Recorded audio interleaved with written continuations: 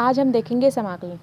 समाकलन से पहले हम अवकलन की बात करते हैं। तो हमने अवकलन में क्या देखा था कि जो अवकलन का डिफरेंशिएट हम है ना क्या करते हैं, डिफरेंशिएशन की मदद से किसी फंक्शन का क्या करते हैं, डेरिवेटिव निकालते हैं। किसमें, अवकलन में, है ना। डिफरेंशिएशन की मदद से हम क्या करते थे, किसी भी फंक्शन का डेरिवेटिव फाइंड करते थे। तो वो कैसे करते थे, d by d x f of x equal to हमको क्या मिलता था, एफ डैश ऑफ एक्स। ये होता था जनरली, ये मिलता था। मतलब इस फंक्शन का हम लोग क्या करेंगे, अवकलन करेंगे तो हमको एफ डैश एक्स ये क्या मिलता था, डेरिवेटिव फाइंड होता था, डेरिवेटिव हम निकालते थे। अब इस समाकलन की बात करते हैं। तो ये समाकलन जो होता है उसमें क्या होता है, जो इंटीग्रल प्रोसेस होता है ना, वो 2 पार्ट्स में होता है। तो इंटीग्रल प्रोसेस 2 पार्ट में होता है। सबसे पहले क्या, इनडेफिनिट और डेफिनिट, है ना। इनडेफिनिट और डेफिनिट। इनडेफिनिट मीन्स अनिश्चित समाकलन और डेफिनिट मीन्स निश्चित समाकलन। इंटीग्रल की जो बेसिक ज़रूरत इसलिए पड़ी क्योंकि हम एक ऐसी प्रोसेस को जानना चाहते थे या निकालना चाहते थे, है ना, या फिर बनाना चाहते थे जिससे कि हम डेरिवेटिव की उल्टी प्रोसेस बना सकें। इट मीन्स दैट ये यहाँ पे देखो डी बाई डी एक्स है, एफ ऑफ एक्स है, फिर हमको क्या मिलता था, एफ डैश ऑफ एक्स। अगर हमको क्वेश्चन में दिया जाए कि एफ डैश एक्स हमारे पास है और हमको निकालना है ये, तब हम कैसे निकालेंगे। तो उसके लिए, है ना, इसके लिए हमने क्या किया कि एक नया डेफिनेशन दिया जिसको क्या बोला गया, अनिश्चित समाकलन कहा गया। कि इस डेफिनेशन के थ्रू एफ डैश एक्स अगर हमको दे तो हम क्या निकाल सकते हैं, ये निकाल सकते हैं, है ना। यानी कि अनिश्चित समाकलन ऐसी प्रोसेस है जिससे कि हम किसी फलन के अवकलज की मदद से वापस वो फलन क्या करें, ज्ञात कर सकें। ठीक है, क्लियर। अब जो निश्चित समाकलन है उसके बारे में देखो। डेफिनिट यानी कि निश्चित समाकलन 2D में 3D में कई तरह के हमको कर्व मिलते हैं ना, कई तरह के शेप्स मिलते हैं जिससे कि बने हुए क्या एरिया को हमको फाइंड करना आता है। ठीक है, अब इससे जो बनेगा एरिया हमको फाइंड करना है। ठीक है, तो जो न्यूमेरिकल है ना, हमको जनरली जो नॉर्मल प्रोसेस है ज्योमेट्री के लिए उसकी मदद से अगर हम करें तो नहीं मिलता। जैसे कि अगर मेरे पास इस 2D में मेरे को क्या दे दिया है, एक ट्रायंगल दे दिया जाए, तो मेरे को इस ट्रायंगल का एरिया फाइंड करना है तो हम लोग इजीली फाइंड कर लेंगे। ठीक है, अब अगर इस ट्रायंगल की जगह हमको क्या दे दे, ये दे दे, ठीक है, ऐसा कुछ दे दे, तो हम इसको फाइंड कर पाएंगे क्या, नहीं कर पाएंगे। तो फिर इसके लिए हमने क्या किया, निश्चित समाकलन का यूज़ करके इसको फाइंड किया तो कर लेंगे। ठीक है, अब इसके जगह आप पैराबोला देख लो एक बार। ठीक है, हमको दे दिया जाए ये वाला, फिर हमको देता है कि ऐसा पैराबोला, और हमको ये बोलता है कि जो बीच का है ना, ये इसको फाइंड करना है, इसका एरिया फाइंड करना है। तो फाइंड कर पाएंगे क्या, नहीं कर पाएंगे। किससे, नॉर्मल प्रोसेस से। बट यहाँ पे हम अगर निश्चित समाकलन का यूज़ करें तो ये इसके एरिया हम लोग क्या कर सकते हैं, फाइंड कर सकते हैं। तो 2D में किसी भी जियोमेट्रिक शेप को वो ज्ञात कर सकते हैं, किससे, इसके थ्रू।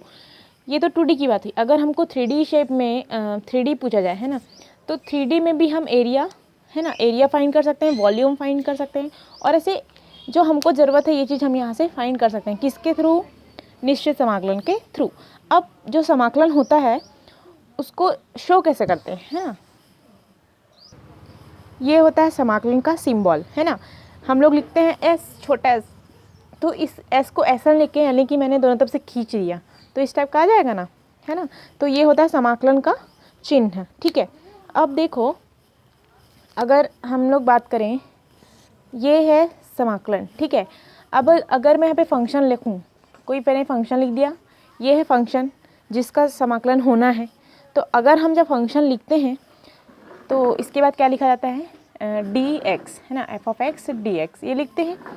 तो यहाँ पर इसको क्या बोलेंगे, एफ ऑफ एक्स, ये क्या है, फंक्शन है ना, integral of F of x, ये क्या है, फंक्शन है। इसको क्या बोलते हैं, इंटीग्रैंड, यानी कि इसको हिंदी में कहा जाता है इंटीग्रैंड, यानी कि समाकल्य कहा जाता है। जिस फंक्शन का समाकलन होना है उसको समाकल्य कहते हैं, यानी कि, है ना। और इस विधि जो और जो D by d x, sorry D x है वो क्या है, इस एक्स चर, इस एक्स, है ना, तो इस एक्स चर के सापेक्ष किसका, इसका, इस फलन एफ ऑफ एक्स का क्या होना है, समाकलन होना है ना। तो इसको लिखेंगे, इसके बिना, है ना, भी कंप्लीट नहीं होगा, इसको लिखना पड़ेगा आपको। इसका मतलब क्या, इसके सापेक्ष इसका क्या हो रहा है, समाकलन हो रहा है, ठीक है। और इस प्रोसेस को, इसका कुछ वैल्यू आएगा, यानी कि इस जो हम लोग कर रहे हैं इस प्रोसेस को क्या बोलते हैं, इंटीग्रेशन बोलते हैं, समाकलन कहते हैं। तीन चीज़, डेरिवेटिव सॉरी अवकलन में भी तीन चीज़ होता था, यहाँ पे भी तीन चीज़। पहला ये, इसको कहते क्या हैं, जो आएगा वो क्या होगा, एफ ऑफ एक्स का समाकल, यानी कि integral of F of x. जो भी यहाँ पे वैल्यू आएगी इसकी, यहाँ पे जो भी वैल्यू आएगी उसको क्या बोलेंगे, integral of F of x, यानी कि एफ ऑफ एक्स का समाकल। समाकल ये हो गया समाकल्य, और इस प्रोसेस को बोलते हैं इंटीग्रेशन। क्लियर। अब आगे आओ, अब निश्चित समाकलन की बात करते हैं। तो ये तो अनिश्चित समाकलन था, है ना, जिसमें ऐसा समाकलन का चिन्ह लगाया, फंक्शन लिखा और डी बाई डी एक्स लिखा, सॉरी डी ऑफ एक्स लिखा, ठीक है। अब अगर निश्चित समाकलन की बात करें तो निश्चित समाकलन में क्या होगा, हमने एक पैराबोला का शेप लिया था यहाँ से, तो इसमें हमको ये फाइंड करना था, यानी कि इसकी वैल्यू मैं, यानी कि यहाँ से 1 से क्या ले रही हूँ, जैसे कि यहाँ पास कुछ वैल्यू ले ली, जैसे कि 1 से मैंने लिया 3, तो इसमें लिमिट हमको दे दिया कि 1 से 3 इसका लिमिट है ना, यानी कि यहाँ पर आपको कुछ भी लिमिट पॉइंट दे सकता है, ऐसा कुछ लिमिट लिखने को आ जाए, यानी कि वो क्या है, निश्चित समाकलन है। निश्चित मीन्स लिमिट दे दिया है, किसका, फंक्शन का लिमिट, यानी कि उसकी वैल्यू जो है इससे और इसके बीच में ही फाइंड होगी, है ना, कहीं ना कहीं इसकी वैल्यू क्या इसके बीच में ही आएगी, ऐसा हमको लिमिट दे देगा। तो अगर हमको लिमिट दे तो वो क्या होगा, निश्चित समाकलन होगा। अब अनिश्चित समाकलन जो होता है ये एंटी डेरिवेटिव है, यानी कि डेरिवेटिव का उल्टा। एंटी डेरिवेटिव मीन्स डेरिवेटिव का उल्टा।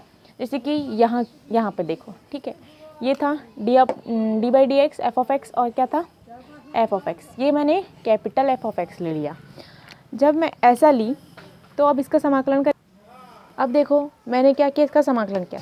जब यहाँ पे मैं क्या समाकलन कर रही हूँ, इस डेरिवेटिव का समाकलन किया, तो ये हमारा फंक्शन हो गया, ये डी एक्स और ये समाकलन का चिन्ह, तो हमको क्या मिल जाएगा वापस से, एफ ऑफ एक्स।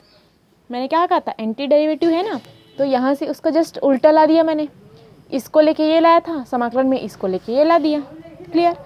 अब वो कैसे समझते हैं, पहले देखो यहाँ से देखना, ठीक है। इसको मैं भी थोड़ी देर के लिए ब्रेक किया मैंने। यहाँ पे देखो, इसका मतलब कि ये डी यहीं पे है, फिर क्या आ गया, एफ ऑफ एक्स यहीं पे, डी एक्स क्या हो गया, उधर चले गया, F x and D x. Clear.